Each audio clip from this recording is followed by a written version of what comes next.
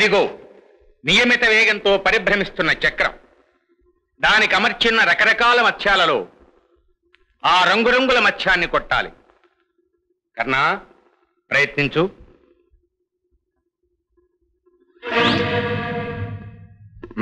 అర్జున,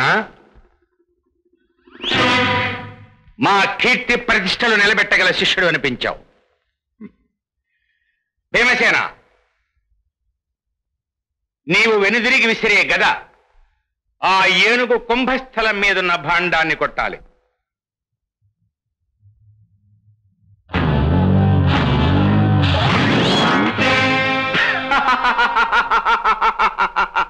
నీకు భక్ష్యం మీదన శ్రద్ధ, లక్ష్యం మీద లేదు. నేను కొడతాను చూడు.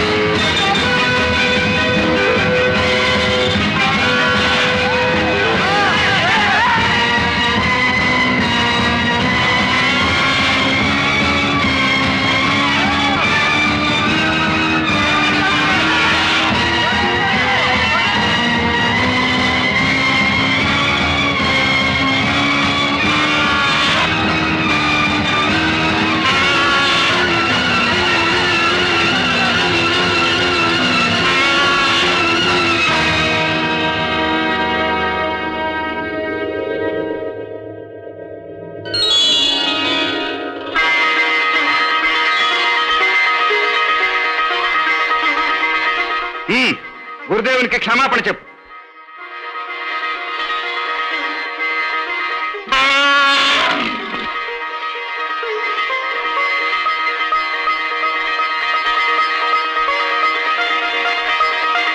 అనుమతి లేకుండా చొరవ తీసుకున్నాను, మన్నించండి. నీ ధైర్య సాహసాలు అపూర్వం. నీవెవరో కారణజన్ముడిలా ఉన్నావు. అంత మాట అనకండి. నేను ఒక నిషాదుణ్ణి, హిరణ్యధనువుని కుమారుణ్ణి. పేరు ఏకలవీడు. నాన్నగారు, ఆ రోజు ధనుర్వేదాన్ని దొంగల పాలు కాకుండా కాపాడింది ఇతనే. అమ్మగారు బాగున్నారా? రోజుకొక్కసారైనా నిన్ను గుర్తు చేస్తూ ఉంటుంది. అది నా అదృష్టం. గురుదేవా, మీ పాదసేవ చేసుకుంటూ బాణ విద్య నేర్చుకుందామని వచ్చాను. చాలా సంతోషం. నాకు తెలిసిన సమస్త విద్యలు నీకు నేర్పుతాను. ధన్యుని గురుదేవా. మీ ఆశీర్వాద బలంతో అచిరకాలంలోనే అనితర సాధ్యమైన అస్త్ర నైపుణ్యం సంపాదించి మీ ప్రశంసకు పాత్రునవుతాను. విజయోస్తు.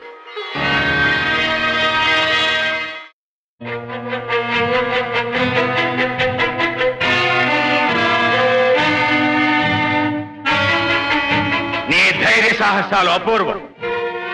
నీవెవరో కారణజన్ముళ్ళా ఉన్నావు. నీవెవరో కారణజన్ముళ్ళా ఉన్నావు. ప్రభు, పాలు. నాకు తెలిసిన సమస్త విద్యలు నీకు నేర్పుతాను. నాకు తెలిసిన సమస్త విద్యలు నీకు నేర్పుతాను.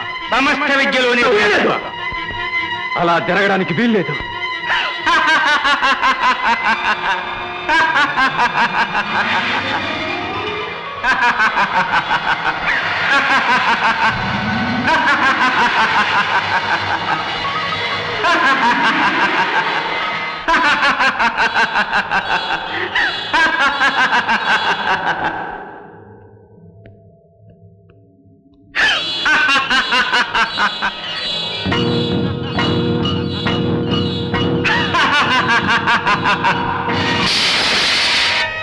నీ ఆశయం తప్పక నెరవేరుతుంది.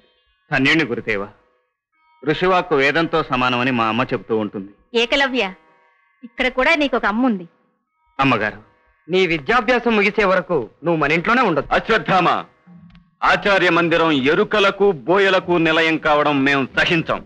ఏమిటా అర్థం లేని మాటలు? అన్యథా భావించకండి గురుదేవ. మోదుగరెమ్మను పూసిన పువ్వు మీ పాద సన్నిధిని చోటు చేసుకోవడం ఇష్టం లేక అలా అన్నాను. పువ్వులో చూడవలసింది పరిమళం కాని పుట్టుక కాదు. విద్యార్థికి ఉండవలసిన వినయ విధేయతలు, శ్రద్ధాసక్తులు అతనిలో ఉన్నాయి.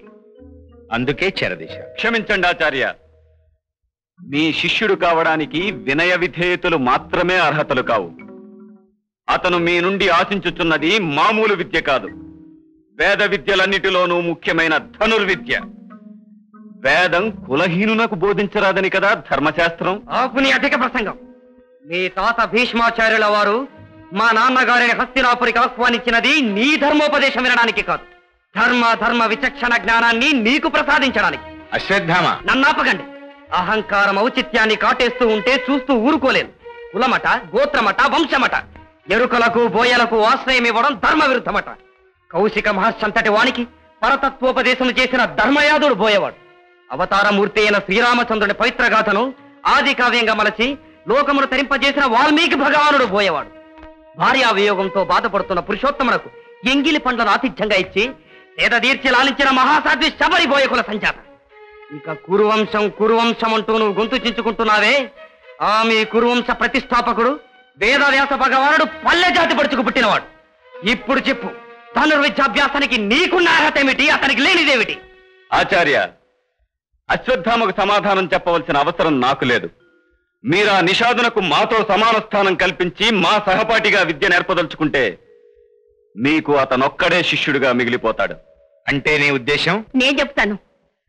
రాచరిక మదంతో గురువు శిష్యుడన్న వివేకం కోల్పోయి తాను చెప్పినట్టు మీరు వినకపోతే తగిన శాస్తి చేస్తానని మిమ్మల్ని హెచ్చరిస్తున్నాడు. అమ్మగారు, నార్మై, ఊటికి గతి లేక కుటుంబ సంరక్షణ కోసం వేదాంగ పారంగతులైన నా భర్త రాచకొలువుకు బానిసైన నాడే జీవచ్ఛవాలమైపోయాం. అంత మాత్రాన మా పేదరికాన్ని బెత్తంతో బెదిరిస్తావా? ఆత్మసాక్షిని అంగట్లో తాకట్టు పెట్టి ఆ సొమ్ముతో పంచభక్ష పరమాణాలు తింటూ బ్రతకడం కంటే స్వచ్ఛమైన గాలికి, నిర్మలమైన నీటికి, నిలయమైన అడవుల్లో కందమూలాలు, కాయకసరులు తింటూ బ్రతకడమే మాకిష్టం. ఇంకా చూస్తారే, బయలుదేరండి. అమ్మా, నా మూలంగా మీరు కష్టాలు కొని తెచ్చుకోవటం నేను భరించలేనమ్మా. ఏకలవ్య, కష్టాలకు మాకు ఉన్న పొత్తు ఈనాటిది కాదు, నిన్న మొన్నటి వరకు అవి నీడలా మా వెన్నంటే ఉన్నాయి. లేదు, మీ కుటుంబానికి మళ్ళీ అలాంటి దురవస్థ కలగటానికి వీల్లేదు. నేను పుట్టుకతో ఆట వేకుండి ఎలాంటి కష్టాలనైనా ఎదుర్కోగలను.